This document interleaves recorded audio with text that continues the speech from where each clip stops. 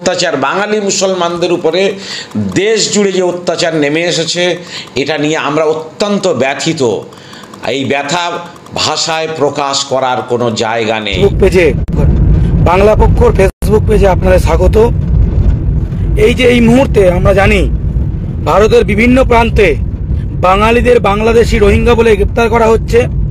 এখানে মিডিয়া এমন করে দেখাচ্ছে মনে হয় যেন সব বাংলাদেশের মুসলমানদের গ্রেপ্তার করেছে। আসলে সত্য কি? হিন্দু মুসলিম নির্বিশেষে পশ্চিমবাংলাতে কাজ করতে যাওয়া মানুষদের বাংলায় কথা বলার জন্য বাংলাদেশি বলে গ্রেপ্তার করছে। আপনি হয়তো হিন্দু, বড় হিন্দু, বিজেপি তারা চার্জ আপ, আপনি ভাবেন ও তো মোল্লাদের টাইট দিচ্ছে। এটা কি আদৌ সত্য? এই মুহূর্তে আমার পাশে, আমি তা ওর মুখ দেখাবো না নিরাপত্তার স্বার্থে, ওর নিরাপত্তার স্বার্থে, যদি ও বাংলার বাইরে থাকে। তোমার পদবিটা বলবে, তোমার পদবি? সরকার। সরকার। বাড়ি এই পশ্চিমবঙ্গেই তো? একদম। কোথায় কাজ, জোরে বলবে, কোথায় কাজ করো? আমি উত্তরপ্রদেশের শাহজাহানপুরে কাজ করি। উত্তরপ্রদেশে শাহজাহানপুরে কাজ করে সরকার পদবীর এক বাঙালি ইঞ্জিনিয়ার। কোন শ্রমিকের কাজ করতে যায়নি, কিন্তু ইঞ্জিনিয়ারিং পাস করা একজন বাঙালি, বাংলার একজন বাঙালি, হিন্দু বাঙালি, সরকার পদবী কাজ করতে যে চাকরি সূত্রে থাকে উত্তরপ্রদেশের কোথায়? শাহজাহানপুরে। শাহজাহানপুর। তোমাকে ওরা, ওর মুখটা আমি দেখাচ্ছি না কারণ ও একটু মার্ক হয়ে যাবে, কারণ বাংলা পক্ষর পেজ অনেকে উত্তরপ্রদেশ থেকে ওরা ফলো করে, ঠিক আছে? তোমাকে ওরা বাংলাদেশি বলে প্রতিনিয়ত। তুমি তো হিন্দু, তোমাকে বাংলাদেশি বলে কেন? কারণ আমি বাংলায় কথা বলি, আমি মাছ খাই। তুমি মাছ খাও বলে বাংলায় কথা। বিভিন্ন রাজ্যের পরিযায়ী শ্রমিক যারা নিজেদের এলাকায় রুজি রুটি তৈরি করতে পারেনি বলে ভিন রাজ্যে পাড়ি দিয়ে তারা রুজি রুটির সন্ধানে গিয়েছে, সেখানে আক্রমণ হচ্ছে।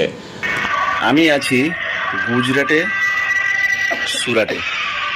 আর এই এখন যে সুরাটে, গুজরাটের ভিতরে বাঙালিদের, বাংলাদেশিদের চিহ্নিত করার জন্য একটা গুজরাট সরকার পদক্ষেপ নিয়েছে।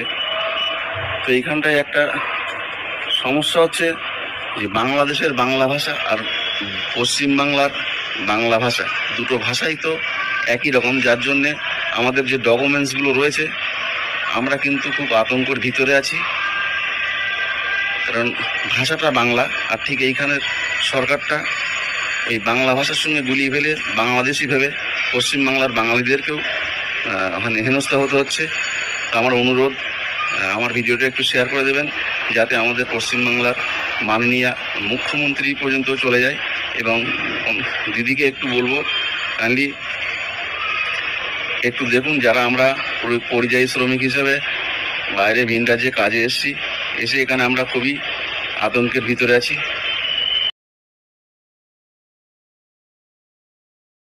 বৃহস্পতিবার বেলা 1টায় ধর্মতলায় মিছিলের আহ্বান জানিয়েছি। এই মর্মে আজকে লালবাজারকেও চিঠি দেওয়া হয়েছে। আমরা সবাইকে অনুরোধ করব, আগামী বৃহস্পতিবার বেলা 1টায় আপনারা ধর্মতলায় আসুন। টিপু সুলতান মসজিদে জোহরের নামাজ পড়ব, আর তারপরে আমরা ওখানে মিছিল করব। নবান্নে একটি ডেপুটেশন দেওয়া হবে মাননীয় মুখ্যমন্ত্রীর দৃষ্টি আকর্ষণ করার জন্যে, এবং বিভিন্ন জায়গায় যে সমস্ত পরিযায়ী শ্রমিক যারা আক্রান্ত হচ্ছে, যারা রুজি রুটির জায়গাগুলো ছেড়ে নিজেদের রাজ্যে ফিরে আসতে বাধ্য হচ্ছে, তাদের কর্মসংস্থানের ব্যবস্থা করতে হবে, তাদের কাজের ব্যবস্থা করতে হবে সরকারকে, তাদের অন্যের ব্যবস্থা করতে হবে সরকারকে, তাদের ক্ষতিপূরণের ব্যবস্থা করতে হবে সরকারকে, এবং তাদের উপরে যারা জুলুম করেছে তাদের সকলের বিরুদ্ধে আইনি ব্যবস্থা নিতে হবে সরকারকে।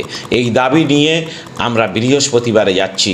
আপনাদের মাধ্যমে বাংলার আপামর সমস্ত মেহনতি মানুষ, মজলুম মানুষদের কাছে আবেদন করব, আপনারা আসুন, এই আওয়াজকে বলিষ্ঠ করতে হবে। আজকে যদি মজলুমের পাশে না দাঁড়ান, আজকে যদি জালেমের বিরুদ্ধে আপনি যদি সোচ্চার না হন, তাহলে আগামী দিনে আপনিও কিন্তু মজলুম হবেন। জালেম কিন্তু আপনার মাথার উপরে আঘাত আনবে, সেদিন কিন্তু আপনার পাশে দাঁড়ানোর কেউ থাকবে না। তাই আমি সবাইকে অনুরোধ করব, আপনারা আসুন। এই দুঃসময়ে আমরা শান্তিপূর্ণ লড়াই চাই, আমরা আইনের শাসন চাই, আমরা বিচার ব্যবস্থার হস্তক্ষেপ চাই। আমরা আইন হাতে তুলে নিতে চাই না, আমরা আইন ভাঙব না। আমরা আইনকে কার্যকরী করে আইনের শাসন দেশ জুড়ে প্রতিষ্ঠা করার দাবি জানাতেই আগামী বৃহস্পতিবার আপনারা আসুন, আমরা ঐক্যবদ্ধভাবে অন্যায়ের বিরুদ্ধে প্রতিবাদ করি।